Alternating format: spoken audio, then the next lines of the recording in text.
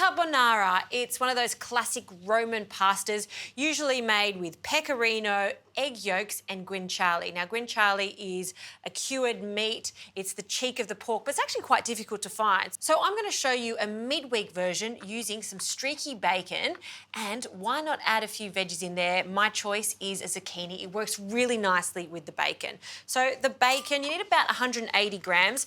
I like to use streaky bacon for this recipe because it has a beautiful amount of fat throughout it.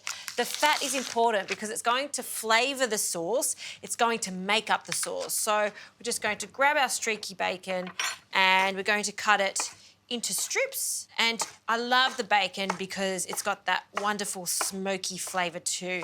This is also going to crisp up in the pan. So you usually want to heat up your pan, but I don't for this. I want to start this in a coldish pan. We'll add the bacon. We'll separate the bacon a bit and then we can turn the heat on. So we'll start with a medium to low heat. Once you start to hear the sizzle and some of that fat render, then it's time to just turn it up a little more. We're aiming for optimum fat to render, leaving us with crispy little bits of bacon. So while that's cooking, we can prepare our zucchini. I've got one large zucchini, or you can have two small zucchinis. For the larger ones, I'm just going to dice this into smaller pieces. So we'll just line these two up. And then a dice. Kind of want it to be roughly the same size as the bacon. And also, this ensures that this dish is a super quick dish. Now, my tip for a great carbonara is to have everything ready and then add the eggs at the very last minute. So you can do this ahead of time before you add the eggs and then the pasta, because there's nothing worse than overcooked pasta. We want it to be al dente. 2 cloves of garlic, we're going to crush. And then just roughly chop that. So this will go in along with our zucchini so we can just pile that all together. Over to the egg mixture, which will create this creamy finish to our carbonara. So the general rule when making a carbonara is 1 egg per person. So this is serving for 2 eggs. And to that, a good crack of pepper. Lots of pepper in a carbonara, freshly cracked, of course. And pecorino is a traditional cheese for this. This is grated pecorino. You could absolutely use Parmesan though if you have. But my biggest tip to making this super special is grating it yourself. You can see the texture of this pecorino. What I've done is just cut them into small chunks and placed it in a food processor to form a crumb like this. You could also grate it. So I like it to be extra cheesy, so we're going to add quite a lot. Grab a whisk and then combine all of that together. All right, back to our bacon. Look at that. See all that delicious fat? That's looking really good. And I'm just going to give that another toss. I'm going to reserve a little bit of this just to put on top. I love crispy little bits of bacon. So we'll just take about 1/3 of this and we'll reserve it in a bowl.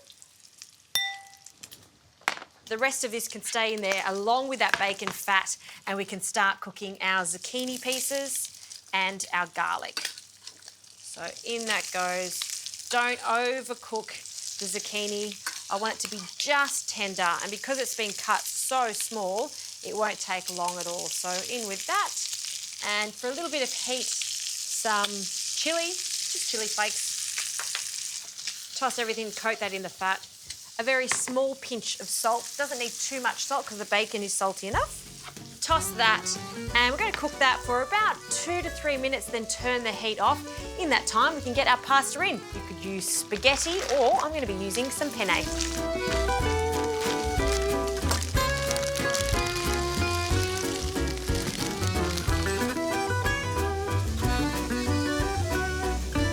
Right, the bacon and zucchini has cooked down.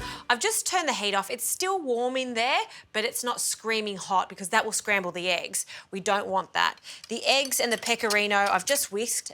And just to slowly warm up the eggs before we add it to the hot pan, what I like to do is just grab a small amount of this boiling water, add it to the pecorino and the eggs, and quickly whisk it. And by doing that, we're just preparing it for the pan so it doesn't split or scramble.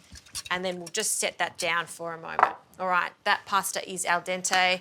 I don't like to strain it, just use a slotted spoon, and we'll just grab that pasta and straight into our bacon and zucchini mixture.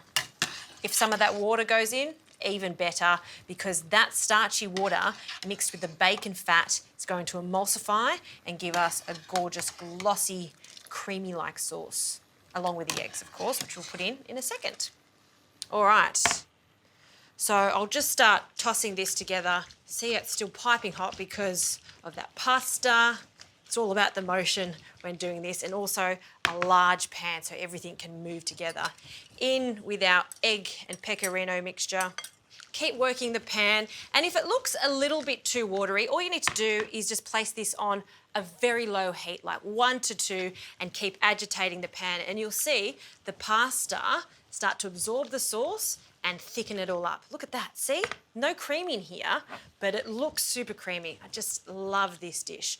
All right, completely off the heat for now, and we're going to add some basil. Again, sacrilege with a classic carbonara, but this is a really nice twist. I love this combination. Tear that in, real nice freshness of the basil. You could add a little bit of thyme too if you had that instead of the basil. And place that into a shallow bowl. Oh, look at all that bacon there. I haven't forgotten that last little extra touch of bacon. The bacon in here has slightly softened, but I want texture, so crispy bacon over the top. That's just for one portion. And if you're a cheese lover like I am, a little extra pecorino over the top. What a wonderful dish, transformed from the traditional, but with that streaky bacon, some eggs, zucchini, classic ingredients that you can always find. It makes a wonderful little change from the original.